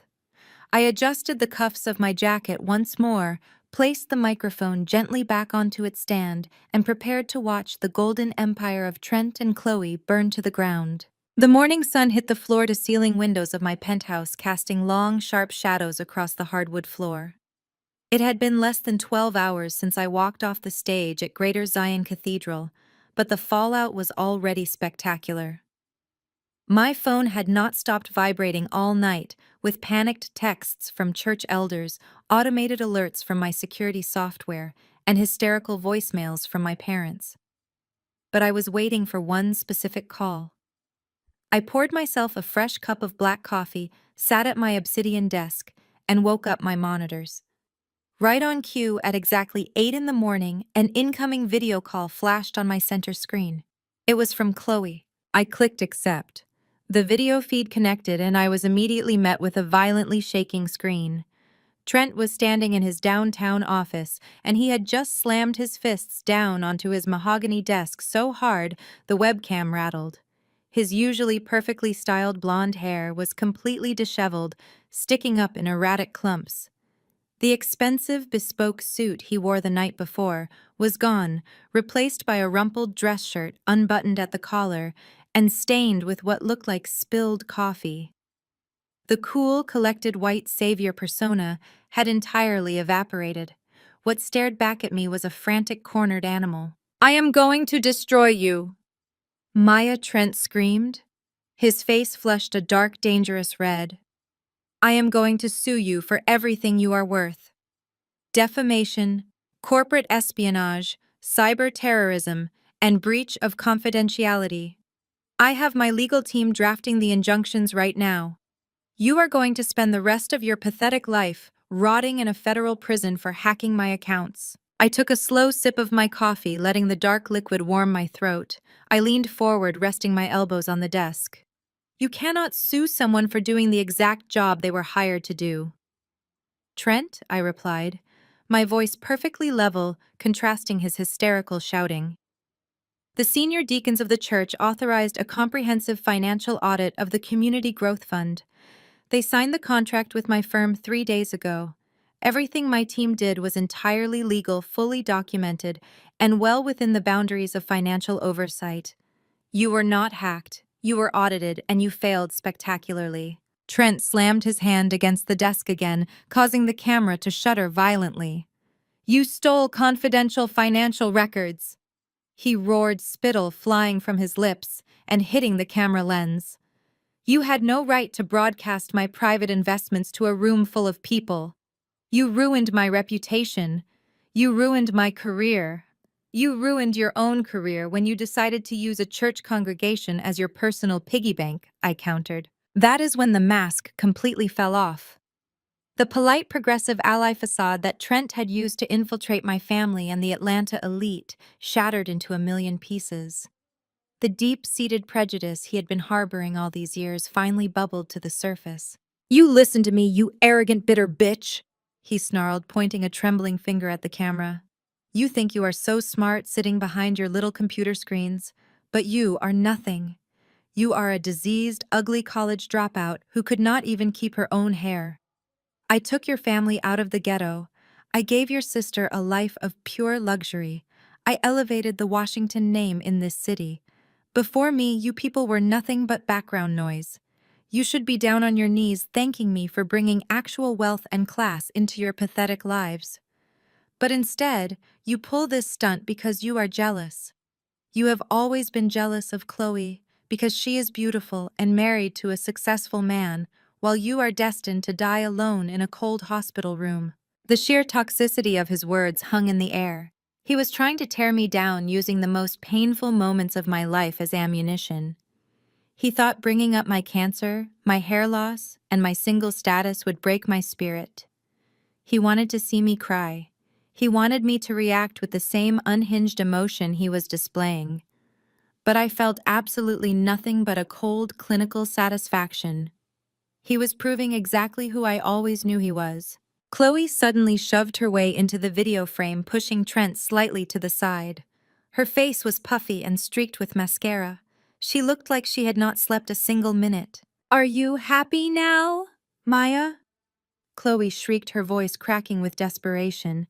Are you proud of what you did? My phone has been blowing up all morning. The country club just called to suspend our membership. The charity board wants me to step down immediately. My friends will not even reply to my texts. You took everything from me. You embarrassed me in front of the entire city. I did not embarrass you, Chloe, I said, my voice dropping to a low, dangerous whisper. Your husband embarrassed you when he stole millions of dollars to buy those designer bags you are so proud of. I just turned on the lights so everyone could see the rats scattering. You are a monster, Chloe sobbed, gripping the edge of Trent's desk. Mom is lying paralyzed in a hospital bed, and instead of coming together as a family, you decided to humiliate us. We were supposed to be building a legacy. Trent was going to make us untouchable. Now we are going to be a laughingstock. You did this because you hate me. You have hated me ever since I got engaged. I do not hate you, Chloe, I replied calmly. Hating you would require me to care about you, and frankly, you are not worth the emotional investment. You and your husband made a choice to exploit our parents, to exploit our community, and to exploit my illness. You built a house of cards on top of stolen money, and now you are mad at the wind for blowing it down. Trent pushed his way back to the center of the screen, his breathing heavy and ragged. This is not over, Maya, he spat, his eyes wild with desperation. I have powerful friends. I have connections in this city that you cannot even fathom. I will drag your tech company through the mud. I will tell the press that you orchestrated this entire smear campaign because you are an unstable, angry woman seeking revenge against her successful family. Nobody is going to believe a bitter spinster over a respected investment manager. I will make sure you lose every single client you have. I smiled. It was not a kind smile. It was the smile of a predator watching its prey run directly into a trap. I reached over and tapped a key on my keyboard, opening a secondary monitor. "You can try to call your powerful friends Trent," I said, my tone dripping with icy condescension. "But I highly doubt they are going to answer the phone. The FBI Financial Crimes Division executed a search warrant on your offshore accounts at 6 o'clock this morning." The color completely drained from Trent's face. He stood frozen, staring at the camera, as the reality of my words slowly registered in his panicked brain. I continued, driving the nail directly into the coffin. "You see, when I submitted the audit report to the authorities, I also provided them with the digital breadcrumbs leading to the Cayman Islands accounts. I gave them the IP addresses you used, the time-stamped transfer logs, and the forged signatures you submitted to the church board. You are not going to be making any phone calls to the press, Trent. You are going to be making phone calls to a criminal defense attorney, assuming you can find one who works pro bono, since all your assets were frozen 2 hours ago." Trent's mouth opened and closed, but no sound came out. The blustering, racist tyrant from 2 minutes ago had vanished entirely, replaced by a terrified little boy, realizing he had played a game he could not win. Chloe let out a horrified gasp, covering her mouth with both hands, as she looked at her husband for reassurance that he could not provide. I leaned back in my chair, letting the absolute silence on their end of the call stretch out. I wanted them to marinate in the terror. I wanted them to feel the exact same helplessness I felt 4 years ago, sitting in that freezing oncology ward with $0 in my bank account. "Do not ever threaten me again, Trent," I said, my voice slicing through the silence like a scalpel. "You thought you could use my family to line your pockets and use me as a convenient scapegoat, but you picked a fight with the wrong woman. Now sit down, shut up, and wait for the feds to knock on your office door." I reached out and clicked the end call button. The screen went black, cutting off their panicked faces instantly. I took another sip of my coffee, relishing the absolute quiet of my penthouse. The first domino had officially fallen. But the real destruction was only just beginning. At 35, I was handed a death sentence. Stage 2 breast cancer. I remember sitting in the sterile clinic room with the paper gown crinkling beneath me and my hands shaking so violently I could barely unlock my phone. I dialed my mother, expecting the warmth and comfort only a parent can provide when your world is falling apart. Instead, when I choked out the words, "Mom, I have cancer," she let out a long, exasperated sigh. I can never forget what she said next. She told me, "Maya, I really cannot deal with this bad luck right now. Your sister Chloe is doing her final wedding dress fitting, and Trent's family is flying in. Do not ruin this day for her." Then she hung up. I went through 8 months of grueling chemotherapy entirely alone. I lost my hair, my weight, and my faith in the people who were supposed to protect me. I vomited in my small apartment bathroom with no one to hold my hair back. 4 years later, I am completely cancer-free, and I have built a life they could never comprehend. Then last week my phone rang. It was my mother, sobbing uncontrollably because she had suffered a stroke and needed a full-time caregiver. My answer to her took exactly 6 words. But before I tell you what those 6 words were and how I finally walked away, let me tell you how my arrogant white brother-in-law helped me completely dismantle my toxic family. Before I continue this story, let me know where you are watching from in the comments below. Hit like and subscribe if you have ever had to cut off toxic family members to save your own life. The amber liquid burned the back of my throat as I took a slow sip of aged bourbon. I was sitting on my emerald green velvet sofa, looking out through the floor-to-ceiling windows of my penthouse that offered a panoramic view of the Atlanta skyline. The city lights sparkled below me, a glittering reminder of everything I had built with my own 2 hands. My cybersecurity firm had just closed its most profitable quarter yet, and for the first time in my life, I felt completely untouchable. That peace was shattered when my phone vibrated on the glass coffee table. The screen flashed with a FaceTime request from my father, Deacon Marcus. Seeing his name always brought a familiar knot of tension to my stomach, but tonight I felt different. I tapped the screen and answered. My father did not offer a hello or ask how my day was. He never did. The camera angle was unflattering, pointing up at his stern face and his perfectly trimmed mustache. He was wearing his Sunday suit despite it being a Tuesday evening, always needing to look the part of the respected church leader. Behind him I could see the pale green walls of a hospital room. My mother, Mama Evelyn, was lying in the hospital bed, with one side of her face visibly drooping. Maya, pack up your apartment and get over here. My father demanded, his voice booming with the unquestionable authority he used on his congregation. Your mother had a stroke this morning. The doctors say the left side of her body is paralyzed, and she is going to need round-the-clock care when she is discharged next week. We need you to clear out the basement room at the house and set it up for yourself.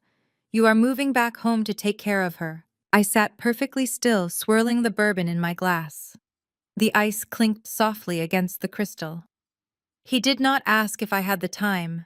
He did not ask if I was willing. He issued a directive fully expecting me to drop my entire existence to serve the woman who had abandoned me during my darkest hour. I am sorry to hear about her stroke, I said, keeping my voice meticulously calm and level.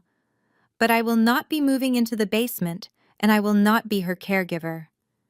You will need to look into hiring a home health aide or finding a rehabilitation facility. The silence on the other end of the line was deafening. My father stared at the screen as if I had just spoken to him in a foreign language. His face darkened with that familiar rage he reserved specifically for me whenever I stepped out of the tiny, insignificant box he had placed me in. Excuse me, he barked, his voice rising. You do not tell me what I need to do. This is your mother, Maya. Family takes care of family. You do not have a husband, and you do not have any children tying you down. You just sit around fixing computers all day. You have nothing holding you back from doing your duty. The sheer audacity of his words washed over me, but instead of the usual sting of rejection, I felt absolutely nothing. For my entire life, they had viewed my independence not as an achievement, but as a failure. Because I was not married to a wealthy man like my sister Chloe, my time and my life were considered completely worthless and therefore entirely at their disposal. Before I could respond, the camera violently jerked to the side. My sister Chloe shoved her face into the frame, practically pushing our father out of the way. Her hair was perfectly styled, and she was wearing a silk designer blouse that probably cost more than some people make in a month. Even in a hospital room, she had to make sure she looked like absolute perfection. Are you out of your mind, Maya? She shrieked, her voice dripping with venom. Mom is lying here paralyzed and you are being this selfish. You are so ungrateful after everything this family has done for you. I leaned back into the velvet cushions, crossing my legs. What exactly has this family done for me, Chloe? I asked softly. She completely ignored the question, launching straight into her practiced victim routine. Fake tears welled up in her eyes as she glared at the camera. You know Trent and I cannot do it, she cried, referencing her wealthy hedge fund manager husband. Trent is working 80-hour weeks managing his investments, and I am overwhelmed running our charity foundation. We are building a legacy here in Atlanta. We actually have important responsibilities and a reputation to uphold. You have a ton of free time and no real commitments. You have to move home and do this. It is your job as the single sister to step up. I want to take a moment to reflect on Chloe standing there in the hospital room. She was 36 years old, but still acted like the spoiled teenager who threw tantrums when the spotlight shifted away from her for even a second. Her entire identity was wrapped up in being Trent Sterling's wife. Trent was a white hedge fund manager who loved playing the white savior to a prominent black family. He loved the prestige of my father's position at the mega church, and my father loved Trent's money. Together, they had created an echo chamber of elitism and arrogance. And Chloe, she was the crown jewel of their little empire. She played the part of the wealthy black socialite, perfectly attending galas, hosting brunches, and making sure everyone on Instagram knew how incredibly blessed she was. Meanwhile, I was the dark cloud, the sister who wore hoodies and worked with code, the sister who did not fit the aesthetic. When I got sick, it was as if my cancer was a personal inconvenience to their brand. And now that their brand was threatened by the reality of a paralyzed mother, they were desperately trying to shove the dirty work onto me. You want me to throw away my life because you are too busy pretending to run a charity? I asked, leaning closer to the camera. I am not pretending, Chloe spat back, her eyes flashing with real anger now. Trent and I are pillars of this community. We cannot exactly pause our lives to change adult diapers and administer medication. That is why you need to be realistic, Maya. You are alone. You have the flexibility. Quit whatever little tech support job you are doing right now and get over here. Mom needs you, and Dad cannot manage this by himself. Stop being a bitter, jealous sister and do what you are supposed to do for once in your life. The camera shook slightly as she glared at me, breathing heavily from her rant. Behind her, I could hear the steady, rhythmic beeping of my mother's heart monitor. My mother, the woman who could not be bothered to hold my hand while poison was pumped into my veins to save my life, was now lying there expecting me to sacrifice my freedom for her comfort. The entitlement was so thick, it was suffocating. I took another slow, deliberate sip of my bourbon, letting the silence stretch between us. I wanted them to feel the weight of my refusal. I wanted them to realize that the dynamic had permanently shifted. I was no longer the scapegoat they could order around at will. Listen to me very carefully, I said, my voice dropping to a low, dangerous whisper. I am not your maid. I am not your backup plan. And I am certainly not the solution to your inconvenience. You want Mom taken care of, then you and your wealthy husband can open up your wallets and hire a professional. Because I will not be stepping foot in that basement. Chloe shoved her face so close to the camera lens that her features distorted, filling my monitor with a portrait of absolute terror. Her perfect makeup was completely ruined, her eyes darting frantically off screen as she furiously tapped at her own mobile phone. I watched her perfectly manicured fingers trembling violently against the glass screen. She was opening her banking apps, trying to find any shred of the wealth she had based her entire identity around. I knew exactly what she was seeing. Red error messages, locked accounts, zero balances across the board. Every single offshore account, every credit card, every luxury line of credit tied to Trent's fraudulent empire had been seized and frozen by federal authorities. The air in Trent's office seemed to evaporate. Chloe let out a sound that was half gasp, half scream. She dropped her phone onto the mahogany desk as if it had physically burned her. She spun around to face Trent, completely ignoring the fact that I was still watching them on the video call. You told me we were protected! Chloe shrieked, her voice cracking into a hysterical pitch. You told me the Cayman accounts were untouchable. My platinum cards are declining, Trent.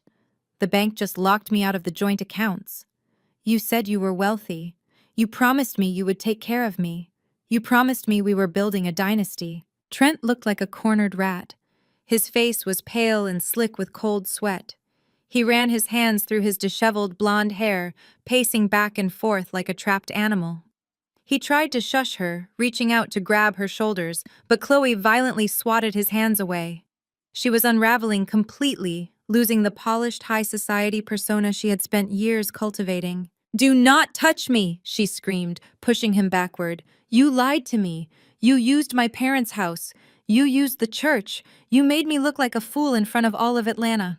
I married a millionaire, not a cheap con artist who steals from old people. What am I supposed to tell my friends? What am I supposed to do when the country club finds out my husband is a broke criminal going to federal prison? Shut up, Trent roared, his voice cracking. He glanced at the webcam, suddenly remembering that I was bearing witness to their complete destruction. He lunged toward Chloe, grabbing her by the arms and shaking her. Stop acting like a spoiled brat. You knew exactly what we were doing. You happily spent the money. You wanted the bags and the cars and the luxury vacations. You are just as guilty as I am. I did not do anything, Chloe cried out, trying to wrench herself free from his grip. You are the one who forged the documents. You are the one who stole the money. I will testify against you, Trent. I swear to God, I will tell the FBI everything if it keeps me out of jail. I am not going down for your pathetic mistakes. The sound of the slap echoed sharply through my computer speakers. It was a loud, vicious crack of flesh against flesh.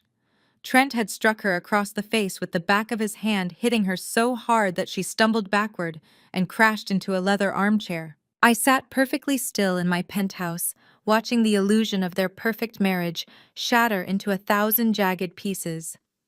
This was the man my family had worshipped. This was the white savior they had elevated above their own flesh and blood.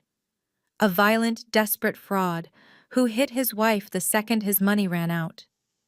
Chloe touched her reddening cheek, her eyes wide with shock. For all her cruelty, she had never truly understood the monster she married. She thought his arrogance was a sign of power, but it was only a mask for his cowardice. I leaned forward, bringing my face close to the microphone. "I hope the country club membership was worth it, Chloe," I said, my voice dead flat, devoid of any pity. "The authorities have everything they need. Have a nice life." I ended the video call before either of them could say another word. The monitor faded to black, leaving my office in total silence. The corporate espionage was complete. Trent was ruined, and Chloe was trapped in the wreckage of her own greed. But there was still one final piece of business left to attend to. The architects of my misery. My own parents were still sitting in their suburban mansion, completely unaware that their golden empire had just collapsed. I picked up my phone and opened the text thread with my father. He had sent 3 more messages in the last hour, demanding to know why I had not responded to his orders about moving into the basement to care for my paralyzed mother. He was still trying to exert his misplaced authority, still trying to force me back into the box they had built for me. He actually believed he still held the cards. I cracked my knuckles, taking a deep breath of the cool, conditioned air in my apartment. It was time to deliver the final blow. I typed a single message, keeping it as precise and clinical as a surgeon's scalpel. "Your house has been foreclosed by the bank because Trent failed to pay the secret mortgage he took out against it. The property is being seized. I will see you at home at 3 o'clock this afternoon." I hit send. I did not wait for his reply. I stood up from my desk, walked over to the floor-to-ceiling windows, and looked out over the city. I was no longer the sick, discarded daughter weeping in an oncology ward.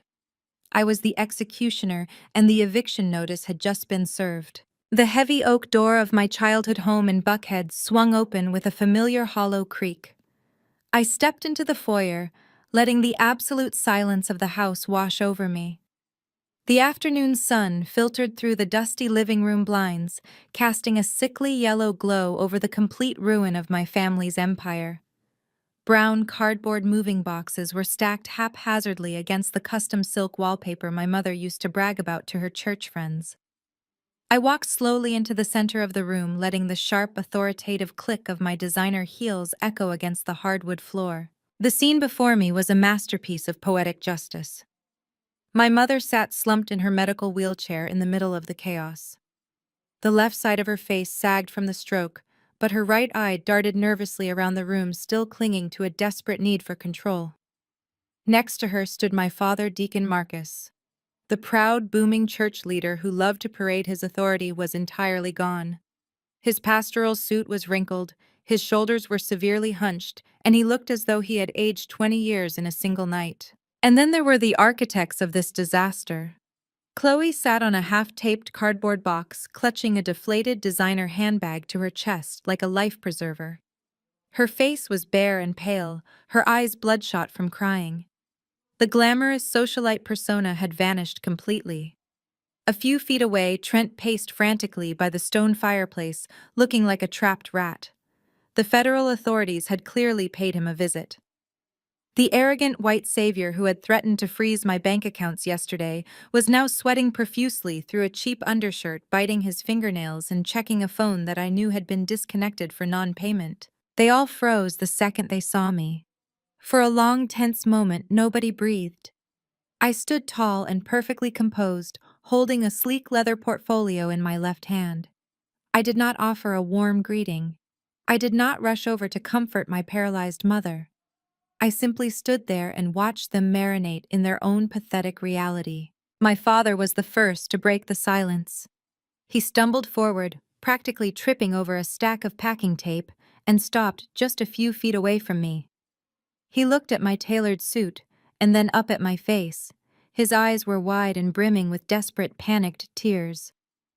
"Maya," he gasped, his voice cracking pathetically. "You came! Thank God you came!"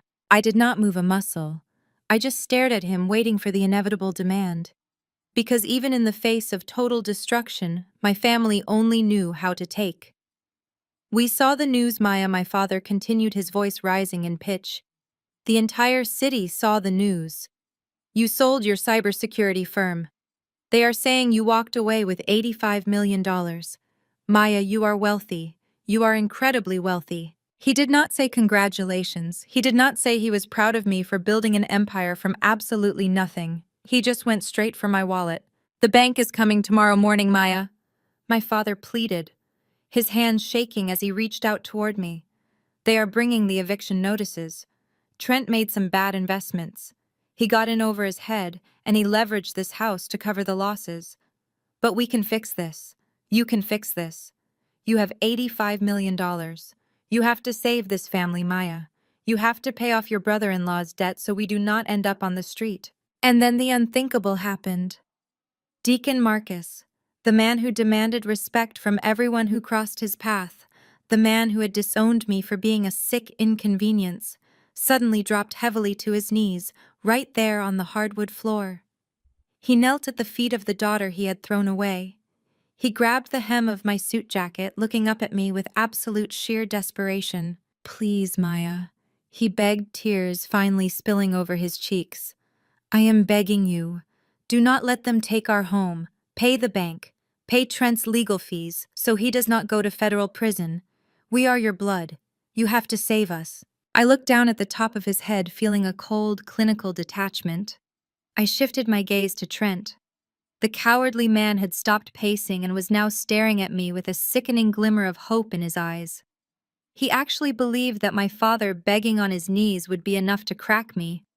He actually thought I would hand over millions of dollars to keep a white-collar criminal out of a federal penitentiary just to protect the family name. "It is just a temporary liquidity issue," Maya Trent piped up, stepping away from the fireplace and trying to muster a fraction of his old, arrogant tone. "If you just clear the mortgage and post my bail money, I can generate returns by next quarter. I have a strategy. We can keep this entirely quiet and keep the church out of it. You just need to write the check and I will handle the rest." The sheer, unadulterated audacity of his words hung in the stale air. He had insulted my race, my appearance, my intelligence, and my illness just hours ago, and now he was asking me to fund his legal defense. Before I could even respond, Chloe leaped up from her cardboard box. She rushed over and stood next to our kneeling father, pointing a shaking finger at my face. "You have to do it!" "Maya," Chloe screamed, her voice shrill and grating. "You are rich now. You have more money than you could ever spend. Do not be so incredibly selfish. Mom is paralyzed in a wheelchair. She needs round-the-clock care and a stable home. You cannot just stand there and let the bank throw a disabled woman out onto the street. You owe us this. You owe Trent for keeping this family afloat while you were hiding in your apartment doing nothing." I slowly reached down and firmly peeled my father's trembling fingers off my suit jacket. I took one deliberate step back, putting physical distance between myself and their delusion. I looked at Chloe, who was panting heavily from her outburst, and then I looked at my mother, who was staring at me from her wheelchair with a pathetic, pleading expression. "I owe you," I repeated, my voice dangerously quiet, slicing through the tension in the room like a perfectly sharpened blade. "You think I owe you $85 million of my hard-earned money to bail out a fraudulent white savior who literally stole your retirement fund?" I slowly opened my leather portfolio and pulled out a stack of pristine, legally binding documents. I held them up so the afternoon light caught the embossed seals on the paper. "Let us talk about what I owe this family," I said, stepping closer to Chloe, making her instinctively shrink back. 4 years ago, I sat in a freezing oncology ward with poison dripping into my veins. I needed $22,000 to save my own life. And you, Chloe, you decided that an archway of imported French orchids was more important than my survival. You and Mom drained my savings account and left me to die so you could impress Trent's country club relatives. You told me to go take out a loan. You told me not to ruin your perfect wedding with my inconvenient cancer. Chloe swallowed hard, the color rapidly draining from her face. That was different, she stammered, backing away. That was a long time ago. We did not know how sick you really were. You knew exactly how sick I was. I shot back, my voice echoing off the bare walls of the living room. You just did not care. You cropped me out of the Thanksgiving photos because a bald, dying sister did not fit your wealthy aesthetic. You let me vomit blood on my bathroom floor alone while you drank champagne. And you, Trent, I turned my gaze to the sweating man by the fireplace. You called me a diseased, ugly dropout this morning. You threatened to freeze my bank accounts and force me to wipe my mother's chin, just to stroke your own fragile ego. I walked over to my father, who was still kneeling on the floor, and looked down at him with absolute disgust. You allowed a con artist to mortgage your home because you were so desperate to be adjacent to his white privilege, I told my father plainly. You let him parade around your church and steal from your congregation because you wanted the prestige. You sold your soul and you sold your daughter to the highest bidder. And now that the check bounced, you want me to swoop in and play the hero. My father bowed his head, sobbing into his hands. My mother let out a loud wailing cry from her wheelchair, slapping her good hand against her knee. Maya, please, my mother, wept, her speech slurred from the stroke. We are so sorry. We were wrong. Please do not let them throw me out. I am your mother. Have mercy on us. I looked at the woman who had birthed me, feeling nothing but a profound emptiness where my love for her used to reside. They did not want mercy. They wanted a free pass. They wanted to escape the consequences of their own monstrous greed. I tapped the legal documents against the palm of my hand, preparing to deliver the final killing blow to their delusions of grandeur. I was not there to save them. I was there to hand them the bill for everything they had stolen from me. I tossed the leather portfolio onto a stack of taped cardboard boxes. The heavy thud made Chloe flinch, but I did not stop moving. I began to walk a slow, deliberate circle around my mother in her wheelchair, forcing her and my father to turn their heads to keep their eyes on me. The space in the living room felt suffocating to them, but to me it was a stage I fully controlled. You keep throwing that word around, I said, my voice dropping to a dangerously quiet pitch. Family. You sit there weeping and begging for mercy in the name of family. But let me ask you something, Evelyn. Where was this profound dedication to family 4 years ago? My mother trembled violently, her good hand gripping the armrest of her wheelchair. Her speech was heavily slurred as she tried to defend herself. We did not know, she stammered. We thought the doctors had it under control. We were just so overwhelmed with the wedding preparations. I stopped directly in front of her, leaning down so my face was inches from hers. I wanted her to see the cold, absolute certainty in my eyes. You knew exactly what was happening, I whispered harshly. You knew I was sitting in a freezing oncology ward with poison burning through my veins. You knew I was vomiting blood and losing my hair. And while I was staring death in the face, you walked into a bank, looked the teller in the eye, and drained my entire life savings. My mother squeezed her eyes shut, but I refused to let her look away. Look at me, I demanded. You took $22,000 of my money, the money I broke my back to save just so you could buy imported French orchids for Chloe's reception. Did you think about family when you swiped my card? Did you think about your daughter going into septic shock alone while you posed for pictures with Trent's country club relatives? You literally cropped me out of the Thanksgiving photos because my bald head clashed with your perfect high society aesthetic. You erased me to impress a man who ended up stealing your home. Chloe covered her face, sobbing loudly, but I ignored her entirely. My father tried to stand up, his knees popping in the quiet room. Maya, please, he begged, his voice breaking. She is paralyzed. She is paying for her sins. You do not need to do this. I turned my sharp gaze to him. And you, Marcus, I snapped, stripping him of his holy title. You stood on a pulpit every Sunday preaching about righteous living while you let your wife steal from your sick child. You let this arrogant con artist mortgage your legacy because you were too cowardly to admit you cared more about proximity to whiteness and fake wealth than you cared about your own flesh and blood. You sold me out for a seat at a table that Trent did not even own. The mention of Trent's complete failure was the spark that ignited the final powder keg. Trent had been standing by the fireplace, sweating profusely, his chest heaving with panicked breaths. He had lost everything. His hedge fund was seized, his bank accounts were frozen, his reputation in Atlanta was incinerated, and now the final safety net he thought he could bully out of me was gone. His facade of superiority completely shattered, leaving behind nothing but a violent, desperate animal. "You ruined my life!" Trent roared, his voice cracking as he stepped away from the stone hearth. His face was contorted into a mask of pure, unadulterated hatred. "You think you are so smart. You think you can just march in here and destroy everything I built. I gave this family relevance. I gave you status. You are nothing but a bitter, vindictive dropout." I stood my ground, not taking a single step back. "You built a house of cards on stolen money, Trent," I replied coolly. "I just opened the window."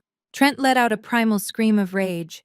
The last shred of his sanity snapped. He lunged across the living room, closing the distance between us with terrifying speed. His hands were curled into tight fists, and his eyes were wild with the intent to physically destroy the woman who had bested him. Chloe screamed his name in horror. My father shouted and reached out, but he was too slow. I did not flinch. I did not even raise my hands to defend myself. I just stood there perfectly calm because I knew exactly what was coming. Before Trent could even cross the last 2 feet between us, the dusty blinds of the living room windows were suddenly illuminated.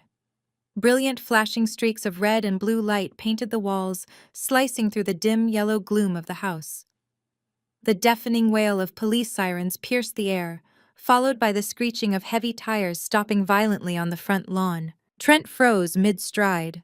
The blood drained entirely from his face, leaving him looking like a ghost.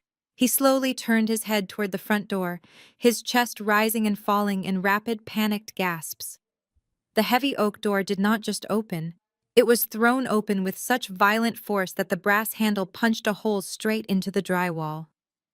Federal agents opened the door, a commanding voice roared. A half-dozen federal agents and local police officers swarmed into the foyer, tactical gear strapped to their chests. They bypassed my parents completely and locked their eyes on Trent. 2 agents rushed forward, grabbing Trent by the shoulders and slamming him face first against the stone fireplace. "Trent Sterling, you are under arrest for federal wire fraud, embezzlement, and elder financial abuse," the lead agent stated firmly, yanking Trent's arms behind his back. The sharp metallic click of handcuffs snapping shut echoed loudly in the room. Trent struggled weakly, his face pressed against the cold stone. "This is a mistake," he stammered, his voice pathetic and trembling. "I am a respected investment manager. You have the wrong man. My lawyer will have your badges for this. You have the right to remain silent." The agent continued, completely ignoring his pathetic protests. "Anything you say can and will be used against you in a court of law." Chloe completely lost her mind. She threw herself off the cardboard box and rushed toward the agent, screaming hysterically. "You cannot take him!" she wailed, clawing at the air near the agent's tactical vest. "He is my husband. He is innocent. Tell them, Trent. Tell them it is a mistake." Another officer stepped in front of Chloe, holding out a firm hand to block her path.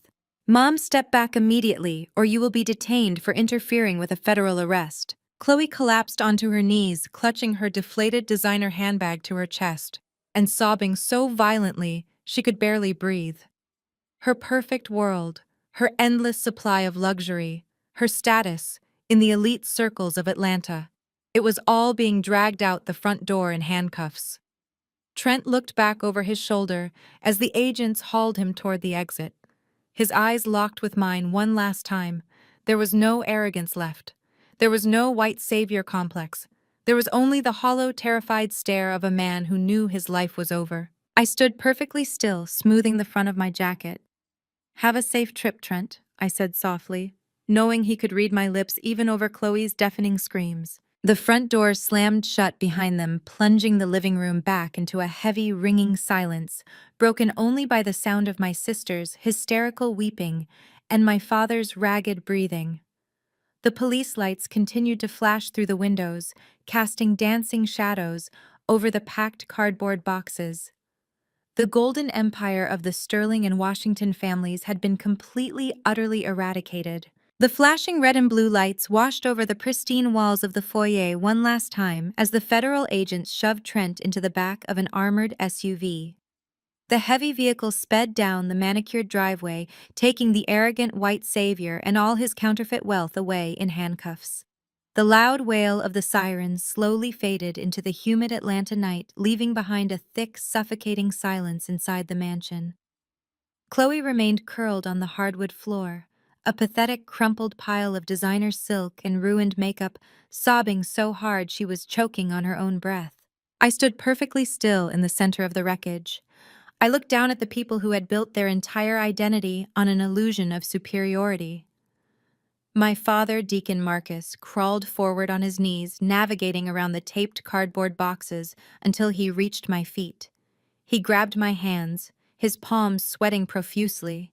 He squeezed my fingers with a desperate, trembling grip. "Maya," he pleaded, his voice raw and unrecognizable. "The bank is coming tomorrow morning to officially seize the property. But Trent is gone now. We can fix this. You have $85 million, Maya. You can call the bank right now. You can buy the house back. You can save our legacy." My mother violently pushed the wheels of her medical chair, rolling herself closer to me. Her good hand reached out to grasp the hem of my suit jacket. "Yes, Maya," she cried out, her slurred speech thick with desperation. "We knew you would not let us fall. You are a good daughter. The Lord blessed you with this wealth so you could protect your family in our hour of need. Just write the check, Maya. Save our home." I looked down at the two of them. They were looking up at me as if I were a deity standing on a pedestal holding the keys to their salvation. I slowly pulled my hands out of my father's sweaty grip. I reached into my leather portfolio and pulled out a thick legal document. I held it up, allowing the dim light of the living room to catch the gold notary seal on the front page. "You do not need to worry about the bank coming tomorrow," I said, my voice entirely devoid of emotion. "I already bought this house from the bank. I paid off the defaulted mortgage in full 48 hours ago." My father's eyes widened with pure, unfiltered joy. He let out a loud gasp of relief, throwing his hands up in the air. "Praise God," he shouted, tears streaming down his face. "Thank you, Maya. Thank you. I knew you would not abandon us." My mother let out a loud, wailing cry of relief, pressing her hand to her chest. She reached for the deed, her eyes shining with greed. I smoothly pulled the document out of her reach. "I bought the house," I said, my tone dropping to a sharp, icy whisper. "But I did not buy it for you." The smiles froze instantly on their faces. The atmosphere in the room plummeted to freezing. "Yesterday afternoon, I transferred the full legal ownership of this estate to the Sisters of Hope Foundation," I stated, watching the hope completely drain from their eyes. "It is a highly respected nonprofit organization that provides free housing and emergency medical grants to Black women battling stage 2 breast cancer. They provide shelter for the women who cannot afford their hospital deposits because their own mothers stole their life savings to buy flowers." My father stopped breathing. He stared at me, his jaw hanging open in absolute horror as the reality of my words slammed into him. "The foundation plans to bulldoze this entire mansion next month." I continued, stepping back from them. "They are going to clear this land and build a state-of-the-art recovery center for chemotherapy patients. The charity directors will be arriving here tomorrow morning at 8 o'clock sharp, accompanied by the local sheriff to take official possession of the asset. You have exactly 24 hours to pack whatever you can fit into the trunk of your cars and vacate my property." I turned on my heel and began walking toward the grand foyer. My footsteps echoed sharply against the hardwood floor, measuring the final seconds of their reign. Behind me, the absolute gravity of the situation finally broke through my mother's profound denial. She gripped the wheels of her medical chair and tried to push herself forward, struggling weakly against her own paralyzed body. "Maya, you cannot do this to me!" My mother screamed, her voice cracking into a high-pitched wail of absolute terror. "I am paralyzed, Maya. I need a full-time caregiver. I cannot feed myself. I cannot bathe myself. You are my daughter. Are you really going to throw me out on the street and let me die in some state-run nursing home? Who is going to take care of me? I reached the heavy oak front door and pulled it wide open. The warm golden light of the late afternoon sun flooded into the dark, stifling hallway. The brilliant light from outside hit my back, casting my long, sharp shadow completely over them. It covered the taped cardboard boxes, it covered my defeated father, and it swallowed my mother and Chloe in total darkness. I stopped right at the threshold. I reached up and slowly pulled off my dark Chanel sunglasses, turning my head to look over my shoulder. I looked directly into my mother's panicked, tear-filled eyes. I looked at the woman who had left me to vomit blood alone so she could buy imported orchids for a sister who was now sobbing uselessly on the floor, incapable of even saving herself. Ask the daughter you actually chose, I said. I articulated every single word slowly and clearly, letting the absolute finality of that sentence strike her like a physical blow. Her mouth opened in silent horror, but I did not stay to watch the aftermath. I stepped out onto the front porch and pulled the heavy oak door shut behind me. The loud, definitive slam echoed like a gunshot, ringing out across the manicured lawn, sealing their fate forever. I walked down the stone pathway, breathing in the sweet scent of the Georgia pines. A gleaming black Rolls-Royce was idling smoothly at the end of the driveway, my personal driver standing ready, holding the rear door open for me. I slid into the plush leather seat and let out a long, cleansing breath. A perfectly genuine, peaceful smile spread across my face. As the luxury car glided smoothly down the street, leaving that house of horrors behind. Forever, I looked out the tinted window at the fiery orange and purple hues of the Atlanta sunset. They used to call me a failure because I did not have a wealthy husband to parade around or glamorous pictures to post online. But they forgot one crucial detail. The woman who walks out of a chemotherapy ward entirely alone is a woman who no longer fears anything in this world. I am Maya Washington, and I am entirely too busy living my life. The screen fades to black.